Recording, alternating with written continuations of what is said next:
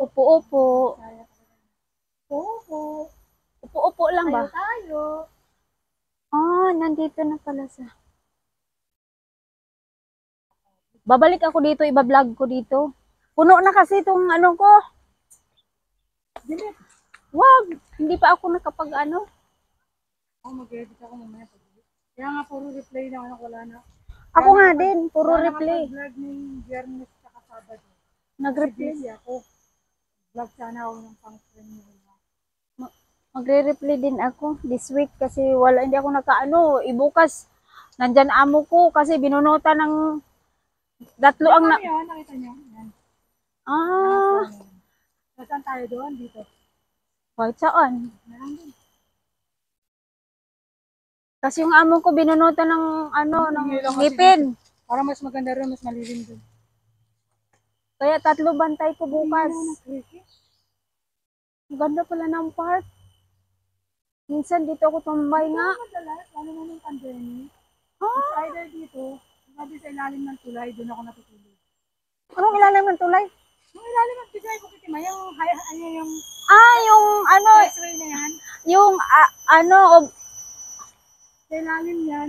oo, yung overpass. Oh, Ah, oh, malamig dun. lakas ng hangin ka mo. Ah, Nung pandemic, ayoko makipag-meet yung kanina.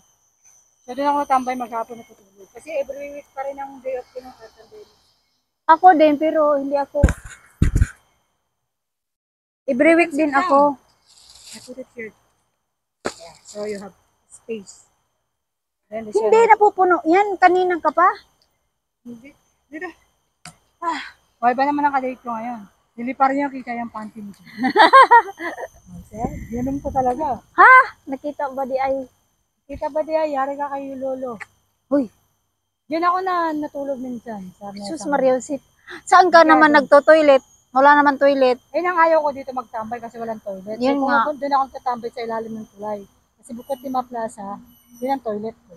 Kaya nga. Tapos may pagkain kung gusto mo. Oo, Speaking, wala tayong tubig. dapat Alimutan ko bumili. nilagyan ka bawat park, nilagyan nila ng toilet, no? Akala ko nga dati toilet yan eh. Doon din sa park, doon sa amin, sa UT, walang toilet. Hindi yata talaga sila naglalagay sa mga gantong public park. Baka abusuhin, hindi walang mag-maintenance. Magbayad na lang ay 10 cents, 20 cents, o di ba? Parang Lucky Plaza dati may bayad. O at least mayroong maano, Kaya ngayon wala nang bayad ng Lucky Plaza. matakbuhan. Para pala yun sa ano, sa renovate. Di ba? After renovate, wala nang bayad. Di at least, okay lang. Oh, may napuntahan yung... Walang kurakot. Yeah.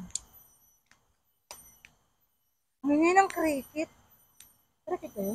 Hindi. Awis tawag sa amin. Binibenta rin kaya ang cricket dito kasi amo ko bumibili ng cricket. Anong gagawin? Pakain sa palaka. May palaka kayo? Oh, meron kaming pet na palaka. Na short video ko yun.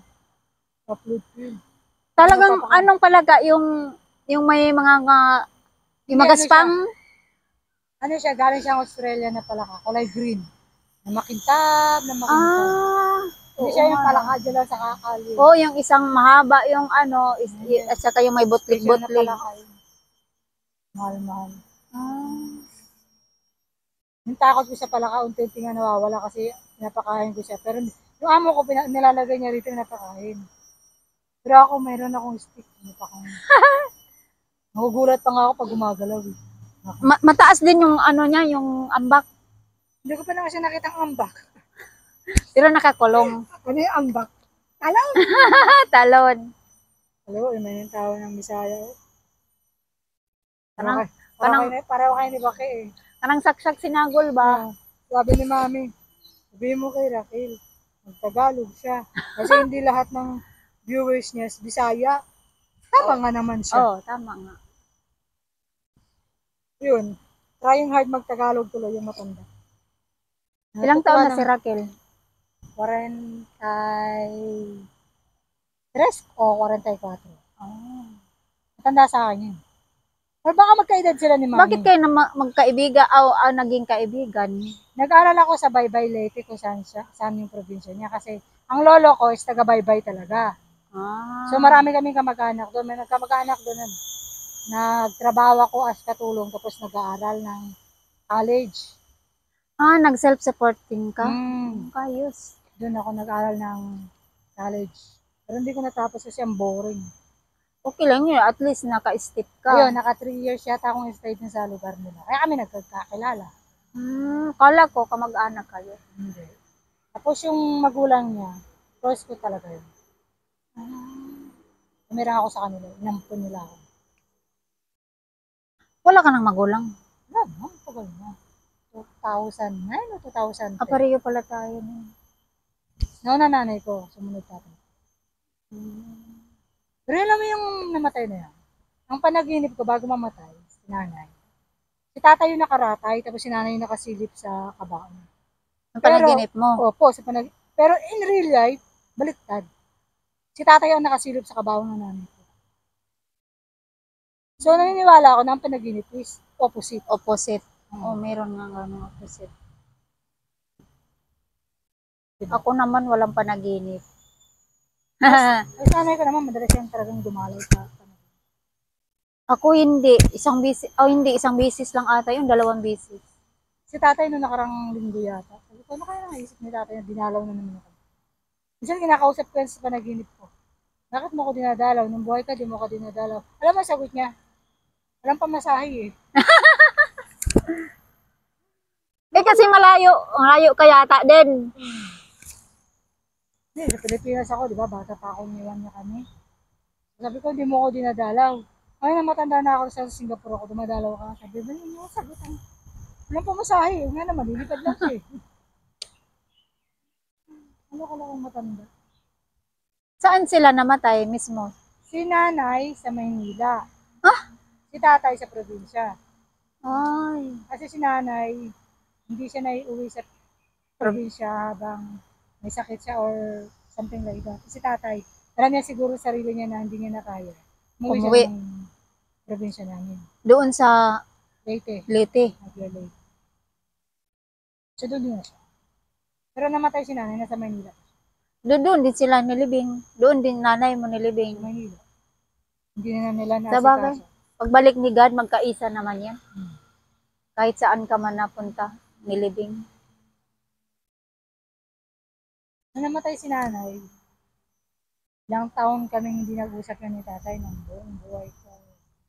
Pero namatay si nanay, lakas loob lumapit yun. Wala ako kondisyon. Kaya pa ng tulog ko kasi sa araw lang ako nagtatambay sa burol ni nanay, sa gabi ayaw ko kasi ayaw ko makipaghalubilo sa iba. Naglalamay ba. Napunta lang ako kapag may talagang pumunta ron na para sa akin na bisita. So, doon ako pumupunta doon. Pero pag sa gabi, tulog ako. Ito lang ako nagtatambay ng gabi. Natutulog pa ako nang gigising ng umaga. Wala ako kondisyon. Isip-isip ko. Pagkaroon ko naman, iwan mo ako ngayon sa kagayin mo eh. Bakit ka naman din iniwan? O ikaw ang lumayo? Babayero. Nag-asawa ko ng iba. Ganon. Yara, ipulis kasi yun eh. Ganon naman. Alam ko sa nakadestino, meron na iyon. So, ako kahit antok na antok, kahit nabubuisit ako sa kanya, siyempre hindi kami nag-usap for how many years. Natulog pa ako eh. Ganun o. Alis na siya, kunin niya na yung pera. Maabutan ko pa siya kumakain.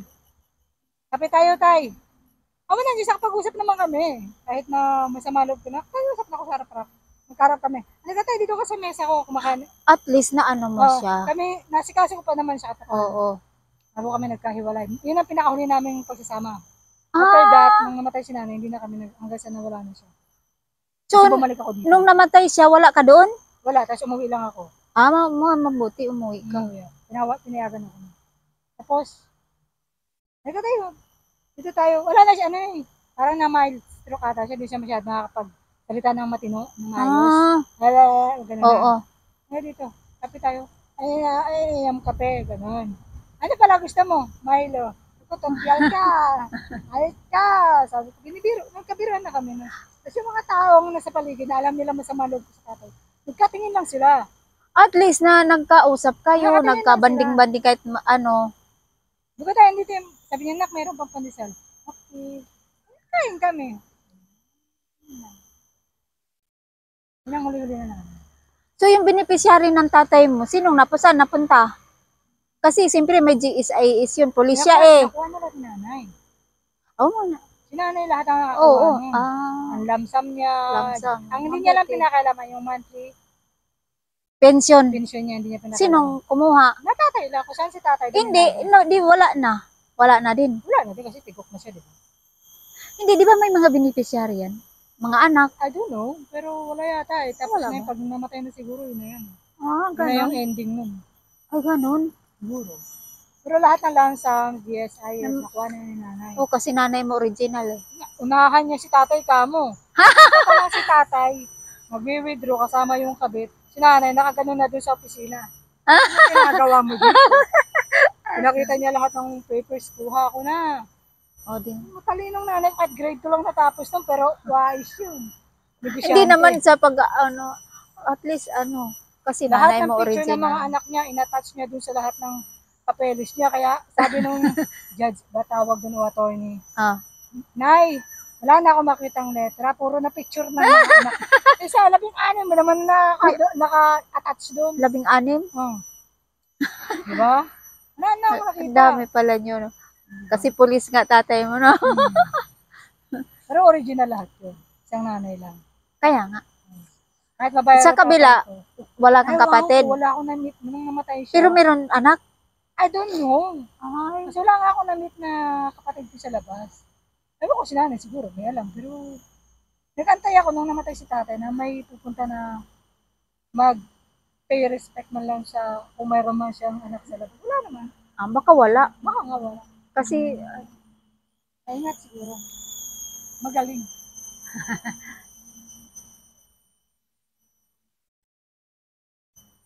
ako ngayon namatay yung nanay ko, hindi ako nakauwi. Pero tatay ko, nandoon pa ako sa Pinas.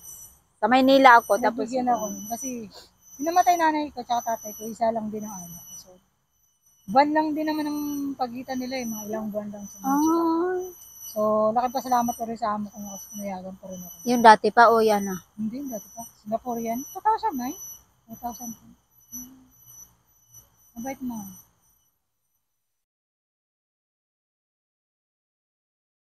Ako hindi nakauwi kasi passport ko expired na. Kung alam ko lang na pwede Ako pala din. extension, uwi ako. Ako din.